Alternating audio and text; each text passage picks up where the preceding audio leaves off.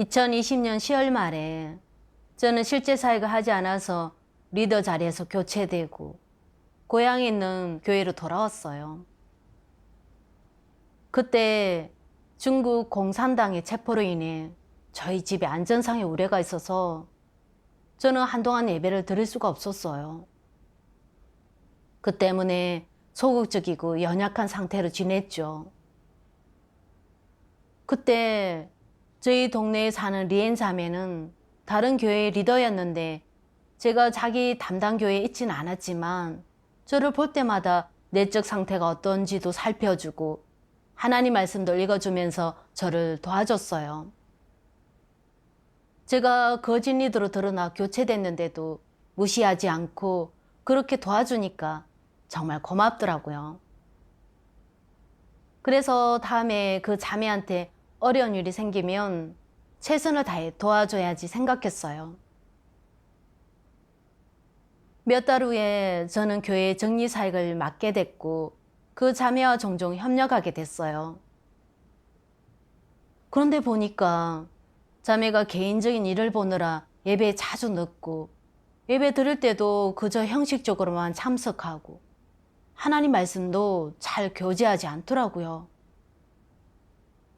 형제 자매들이 불신파와 적그리스도, 악인을 분별할 줄 모르는데도 진리 원칙도 교제해 주지 않고요. 그리고 교회 집사도 리엔 자매가 사소한 일로 파트너와 자주 다투는 바람에 예배를 제대로 드릴 수가 없었다고 했어요. 그런 일들을 알고 조금 화가 났죠. 리더가 실제 사역도 안 하고 교회 생활을 교란하기까지 하면 형제 자매들 생명 진입과 교회 사역에 차질이 생기는 건 뻔한 거잖아요. 그래서 자매를 찾아가 교제했어요. 본인이 실제 사역을 하지 않는 걸 지적해주고 이런 식으로 가다가는 거짓 리더가 될 거라고 알려줬죠. 그런데 자매는 대수롭지 않다는 것처럼 그러더라고요. 제가 바로 거짓 리더예요. 사람들한테 진리 교제도 안 해줬어요. 그러니 자매님이 교제해 주세요. 그 뒤에 저는 교회 몇몇 사람이 항상 부정적인 걸 퍼뜨려 교회 생활을 교란하고 있다는 걸 알게 됐어요. 그래서 자매한테 사람들이 그들을 어떻게 평가하는지 알아보고 그 사람들이 불신파에 해당하는지 제명해야 할 사람들인지 가늠해 보라고 했어요. 그런데 바쁘다는 핑계로 일을 배정하지 않고 계속 미루기만 하더라고요. 그러는 동안 그 사람들은 계속 교회에서 교란을 했고요. 교회 사역을 안이하게 대하는 태도를 보고 저는 다시 한번 자매한테 본인의 문제점을 지적해 줬어요. 근데 또 따지고 변명하는 거예요. 그러니 자매가 일관되게 실제 사역을 하지 않고 교제와 지적도 받아들이지 않아 교회의 사역에 지장을 주고 있다는 생각이 들었어요. 원칙대로 판단하면 거짓 리더에 해당될 가능성이 높아 윗선 리더한테 자매의 상황을 보고하기로 했어요. 그런데 또 이런 생각이 드는 거예요. 전에 내가 소극적인 상태에 빠졌을 때 나를 도와주고 정말 잘해줬는데 내가 자기 상황을 윗선 리더한테 보고했다는 걸 알면 나를 안 좋게 보지 않을까? 그러다 교체되기라도 하면 나보고 양심도 없는 사람이라고 할 텐데 우선은 보고하지 말고 다시 교제해보자. 어쩌면 본인도 조금 달라질지 모르잖아. 저는 자매한테 교회에서 정리 사역을 하는 의미라든가 본분에 대해 가져야 할 태도에 대해 얘기해 줬어요. 근데 자매는 시간이 지나도 여전히 실제 사역을 하지 않더라고요. 그 사람들에 대한 평가가 어떤지 알아보는 것도 계속 미루기만 했어요. 또 사익을 무책임하게 해서 교회 물품 관리 상황도 점검하지 않았다는 얘기가 들리더라고요. 그 때문에 많은 물품이 손상돼서 교회 재산이 심각한 손해를 입었고요. 그런데도 반성은커녕 형제 자매들이 물건을 제대로 두지 않았다며 책임을 전가하기까지 했어요. 실제 사역도 전혀 하지 않고 교회의 사역들을 안이하게 대하고 문제를 지적해줘도 받아들이지 않고 교회의 사역이 차질을 빚고 교회의 재물에 손실이 발생해도 전혀 미안한 생각도 없는 걸 보면 그 자매는 거짓 리더가 분명했어요. 그런데도 저는 이 문제를 바로 폭로하고 보고하지 않았어요. 이 일로 자책이 많이 돼 하나님 말씀을 봤어요. 모두 하나님의 부담을 생각하고 교회의 증거를 수호한다고 말하는데 누가 하나님의 부담을 생각했느냐? 스스로에게 물어보아라. 네가 하나님의 부담을 생각하는 사람이냐? 너는 하나님을 위해 공의를 실행할 수 있느냐? 나를 위해 일어나 말할 수 있느냐? 진리를 확고부동하게 실행할 수 있느냐? 사탄의 모든 행위에 용감하게 맞서 싸울 수 있느냐? 나의 진리를 위해 감정에 휘둘리지 않고 사탄을 폭로할 수 있느냐? 내 마음이 너에게서 만족을 얻도록 할 수 있느냐? 결정적인 순간에 내 마음을 내놓았느냐? 너는 내 뜻대로 행하는 사람이냐? 스스로 많이 자문하고 곰곰이 생각해 보아라. 말씀에서 저를 꾸짖으시는 것 같았어요. 특히 하나님께서 네가 하나님의 부담을 생각하는 사람이냐? 너는 하나님을 위해 공의를 실행할 수 있느냐? 사탄의 모든 행위에 용감하게 맞서 싸울 수 있느냐? 이렇게 말씀하신 부분을 볼 때는 너무 부끄럽고 죄스러웠어요. 하나님은 우리가 당신의 마음을 헤아려서 교회의 사역을 방해하고 교란하는 자를 보면 바로 일어나 폭로하고 제지해서 교회의 이익을 지키기를 바라세요. 리엔 자매와 오랜 시간을 같이 하면서 저는 자매가 실제 사역을 하지 않고 본인 문제를 지적해줘도 받아들이지 않는 걸 보고 자매를 교체하지 않으면 틀림없이 교회 사역과 형제 자매들 생명 진입에 피해를 볼 거라고 생각했어요. 근데 자매가 예전에 저를 도와준 게 마음에 걸리는 거예요.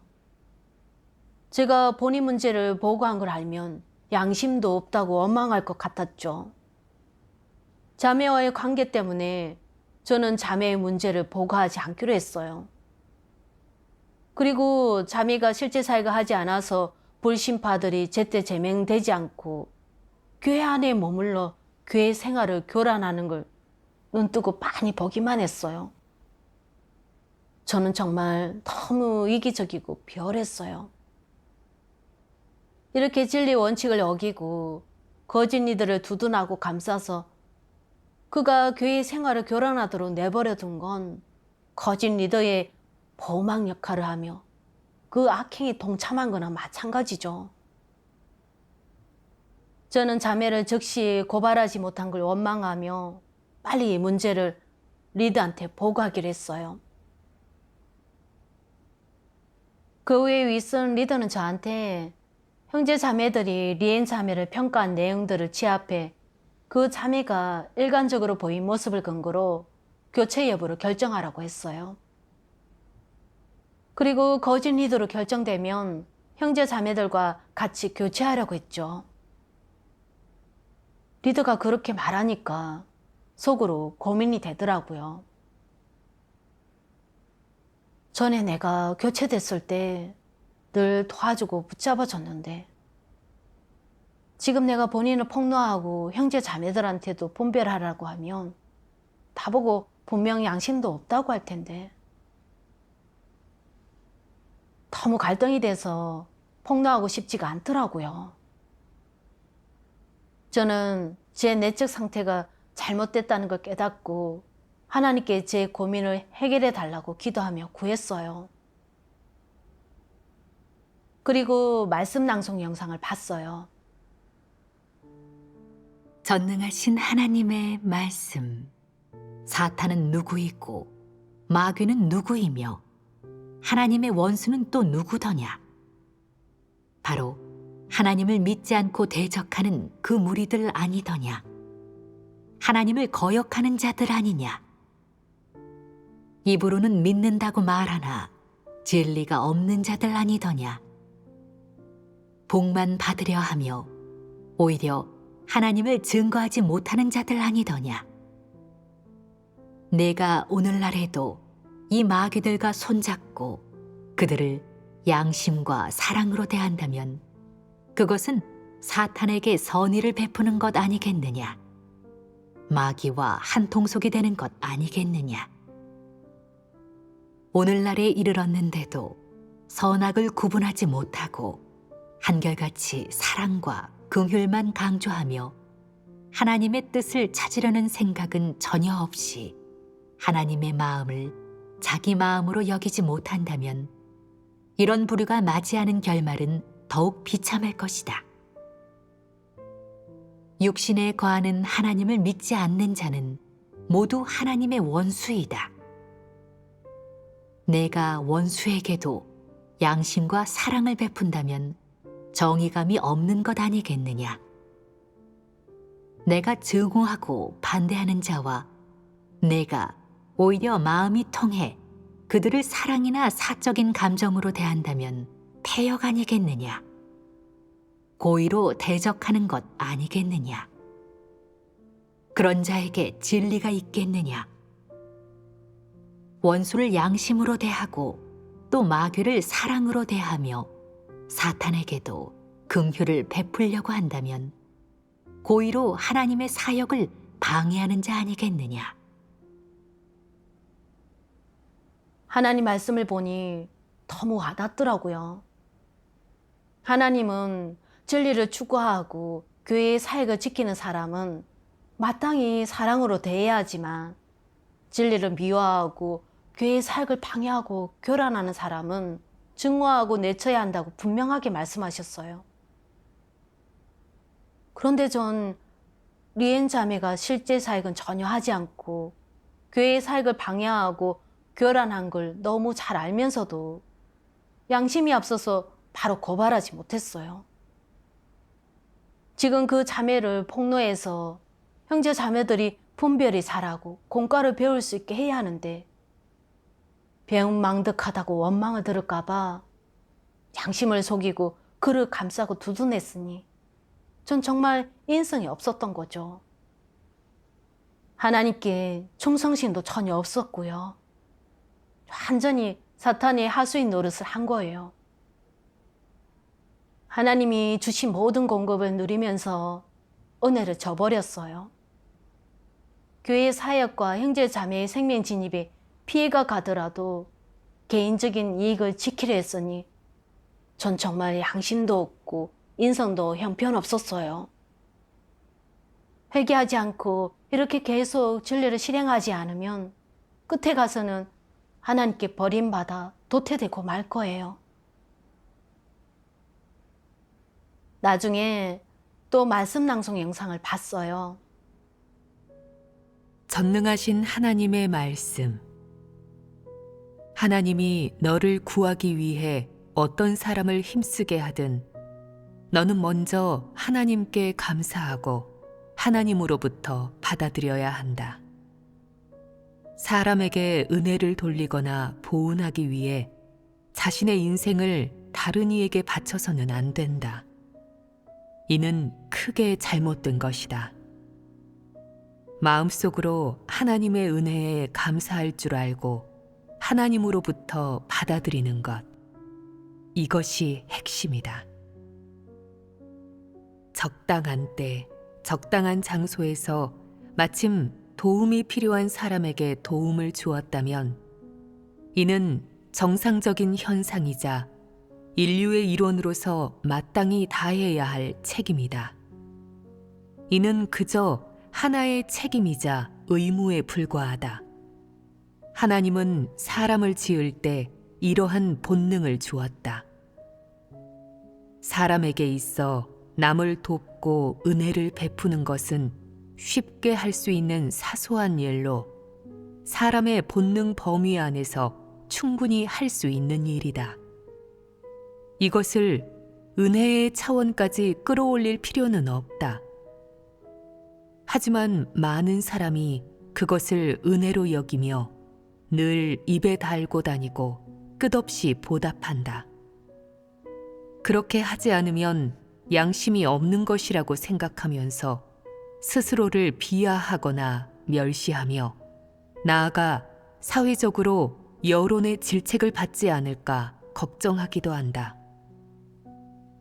이러한 것들을 신경 쓸 필요가 있겠느냐? 없습니다.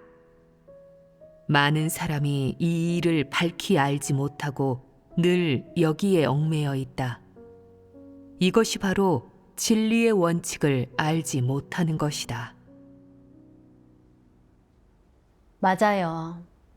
창조주 하나님은 모든 걸 주재하시고 모든 걸 지배하시죠. 제가 가장 소극적이고 가장 연약해졌을 때 누군가 교제하고 도와주면 그 사람이 저한테 잘해준 것처럼 보여요.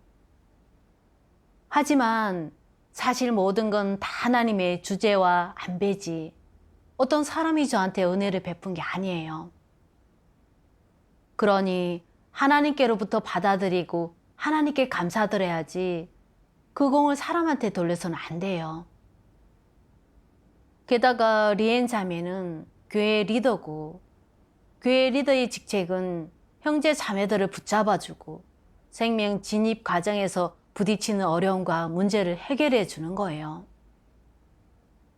자매가 하나님 말씀을 교제하며 저를 도와주고 붙잡아주는 건 본인의 직책이자 본분이에요. 또 형제 자매끼리 사랑하는 마음으로 서로 돕고 붙잡아주는 건 하나님께서 하나님 선민한테 요구하시는 일이기도 해요. 자매가 저한테 준 도움을 저는 하나님께로부터 받아들이고 그분께 감사드리는 게 맞는 거예요.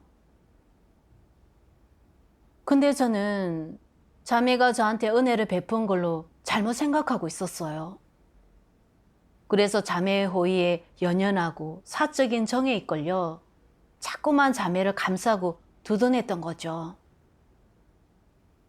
그가 거짓 리더라는 걸 뻔히 알고도 일어나 고발하고 폭로하지 못했어요. 얼마나 어리석어요. 저는 마땅히 하나님 마음을 헤아리고 진리 원칙을 지켜 거짓 리더를 폭로하고 교회 사역을 지켜야 해요. 그게 올바른 양심과 인성을 가진 사람이 해야 할 일이죠. 그 자매가 진리를 받아들이는 사람이었다면 책망과 훈계를 받고 폭로됐을 때 스스로를 반성하고 인식했을 거예요. 그래서 자신의 패배와 결점을 확실히 알고 진심으로 회개하고 달라졌을 거고요. 그럼 본인한테도 유익이 되잖아요. 근데 진리를 받아들이지 않고 훈계와 책망을 받아도 회개하지 않는다면 그가 진리를 추구하는 사람이 아닌 걸로 드러난 거니 그때 바로 교체했어야 했어요. 그래야 교회 사역과 형제 자매들 생명 진입에 모두 유익이 되니까요. 그런데 사물을 보는 제 관점이 너무 황당했어요. 누군가의 문제를 책망하고 드러내는 일을 그 사람을 난처하게 만들고 상처 주는 일로만 생각했거든요. 긍정적인 일을 부정적인 일로 생각하는 그릇된 관점에 얽매여 계속 자매의 문제를 폭로할 엄두를 내지 못한 거죠. 진리를 정말로 깨닫지 못한 제 자신이 너무 가련했어요. 이걸 깨닫고 나니 마음이 많이 홀가분하고 저는 도망치고 싶지 않았어요. 그 교회에서는 자매 일관적인 태도로 조사하고 파악한 다음 그를 거짓 리더로 결론 짓고 교체했어요.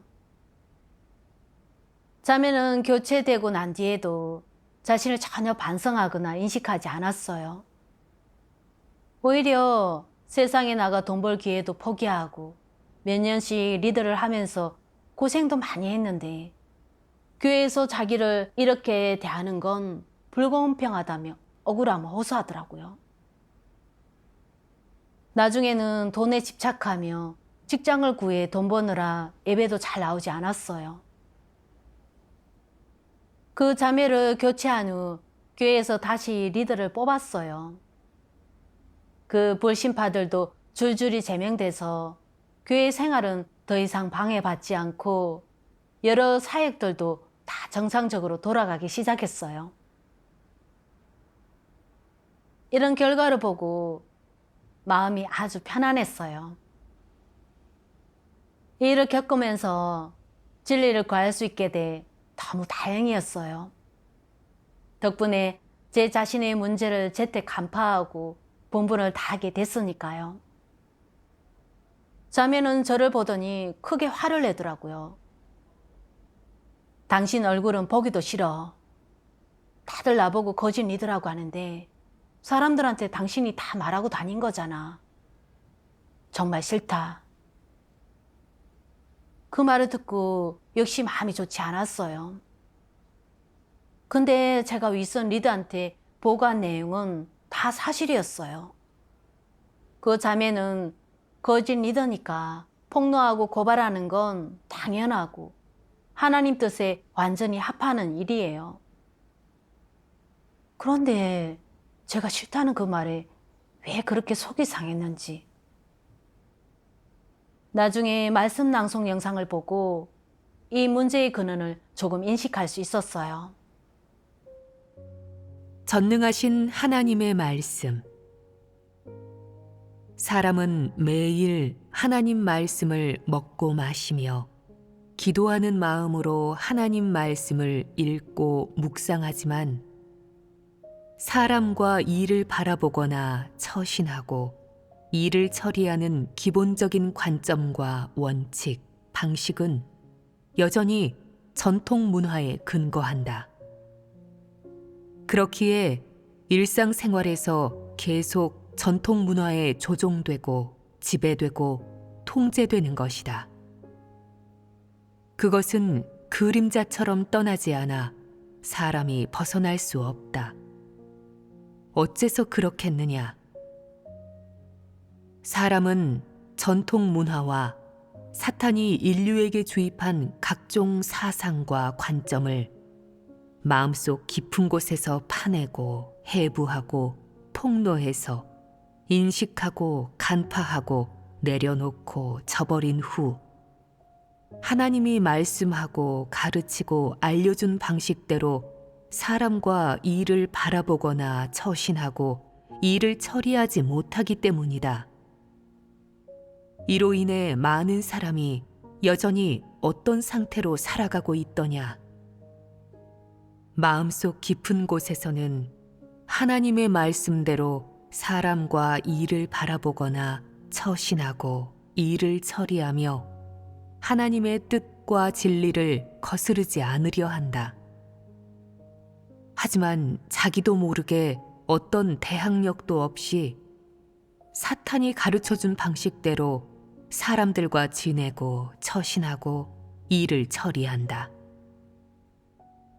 사람에게는 진리를 갈망하는 마음이 있으며 간절히 하나님을 바라는 마음을 갖고자 한다. 또 하나님의 말씀대로 사람과 일을 바라보거나 처신하고 일을 처리하고자 하며 진리의 원칙을 위배하지 않으려 한다. 하지만 종종 자기 생각과 다르게 일이 흘러가며 몇 번씩 노력해도 자기가 바란 것과 다른 결과를 맞이하게 된다. 사람이 아무리 발버둥치고 노력해도 긍정적인 사물을 사랑하려는 다짐과 바람이 아무리 커도 결국 실생활 속에서 실행할 수 있는 진리와 지킬 수 있는 진리 준칙이 거의 없다. 이는 사람이 마음속 깊이 가장 고민하는 일이다. 그 이유는 과연 무엇이겠느냐? 한 가지는 전통 문화가 사람에게 가르쳐준 각종 사상과 관점이 여전히 사람의 마음을 점하고 있으며 사람의 언행과 사상, 처신하고 일을 처리하는 방식, 방법을 통제하고 있기 때문이다. 그러므로 전통 문화를 인식하고 해부하고 폭로하며 또 분별하고 간파하여 결국 영원히 저버리게 되려면 과정이 필요하다고 하는 것이다. 이는 있어도 그만 없어도 그만인 것이 아니라 매우 중요한 일이다. 전통 문화가 이미 사람의 마음 깊은 곳, 심지어 사람의 전부를 점하고 있어 사람은 오늘날까지 살아가고 처신함에 있어 자기도 모르게 진리에 어긋나고 전통 문화의 통제와 영향을 받고 있기 때문이다. 말씀을 묵상하면서 깨달았어요.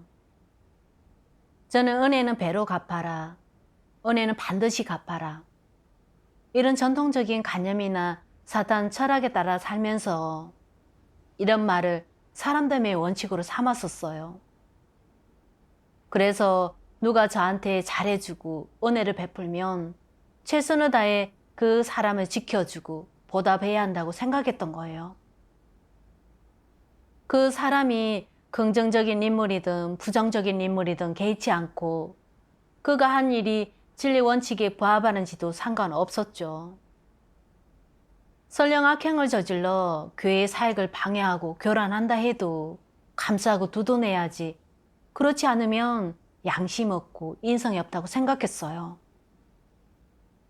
이런 사탄 철학과 그릇된 논리에 묶여 리엔 자매가 실제 사역을 하지 않는 거짓 리더라는 걸 잘 알면서도 전에 저를 도와줬다는 이유로 폭로하고 고발하는 일에 선뜻 나서지를 못했어요. 자매한테 빠져나갈 기회를 주고만 싶었죠. 그 앞에서 양심과 사랑을 내세우느라 교회의 사역과 행제 자매들 생명 진입이 피해를 입는지도 전혀 고려하지 않았고요. 그건 거짓 리더가 악을 행하도록 방치하는 행위였고 사탄 편에 서서 하나님을 거역하고 대적하는 짓이었어요.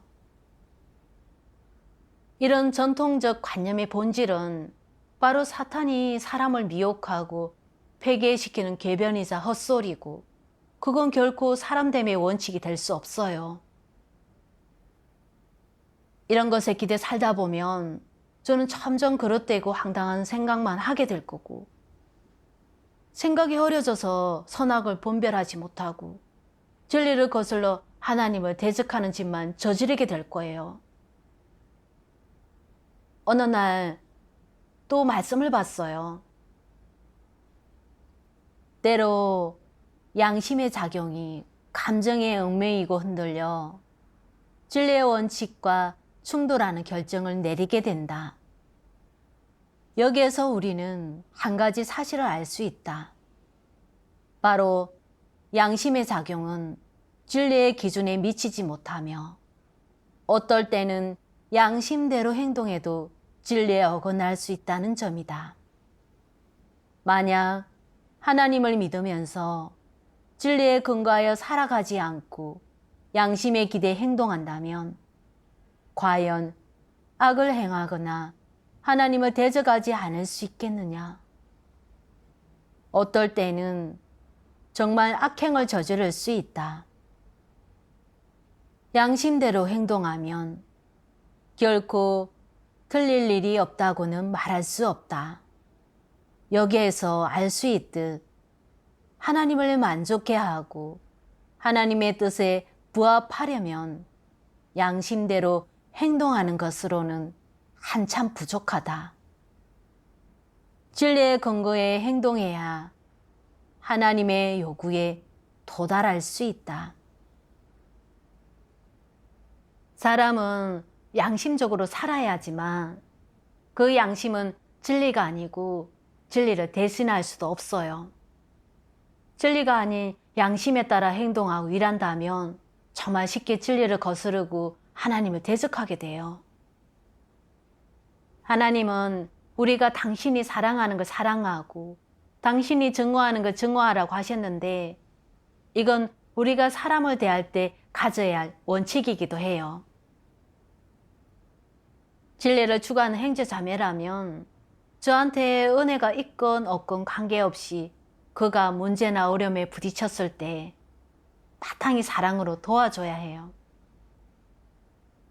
그런데 누군가가 악한 일을 했다거나 거짓 리더, 악인, 적그리스도라면 아무리 저한테 은혜를 베풀었다 해도 진리의 원칙에 따라 폭로하고 고발해야 해요. 리엔 자매처럼 교회의 사익을 방해하고 교란하고 진리를 전혀 받아들이지도 않고 아무리 교제하고 도와줘도 회개하고 달라지지 않는다면 양심에 따라 감싸고 두둔할 게 아니라 진리 원칙에 따라 폭로하고 고발해야 해요. 그렇지 않으면 형제 자매를 해치고 교회 사익에 더 큰 손해를 줄 수밖에 없어요. 그때 갑자기 머릿속이 환해지더니 사람을 대하는 방면에도 실행 원칙과 길이 생겼어요. 자매는 자신이 교체된 일에 불복하고 불만을 품고는 돈을 추구하느라 예배도 잘 나오지 않았고 형제 자매들 사이에 소극적인 걸 퍼뜨려 계속해서 교회 생활을 교란했어요. 여러 번 교제하고 책망해도 받아들이지 않아서 원칙에 따라 제명해야 할 상황이었죠. 이번에는 자매를 두둔하려 하지 않고 리더 일꾼이 형제 자매들의 평가를 취합하는 일에 협력했어요. 그리고 80% 이상의 교회 형제 자매들의 찬성으로 리엔 자매는 교회에서 제명됐어요. 이 일을 겪고 사탄의 관점으로 살면 우리가 진리를 실행하는데 방해를 받고 심지어 교회 사역도 방해받고 교란될 수밖에 없다는 걸 깨달았어요. 하나님 말씀에 따라 사랑과 일을 보고 행동하고 이래야만 진정한 인성을 가진 사람이 될 수 있고 교회의 사역을 지킬 수 있고 하나님 마음에 합할 수 있어요. 하나님 말씀은 저의 그릇된 관점을 바로잡고 사람을 대하는 원칙을 알게 해줬어요.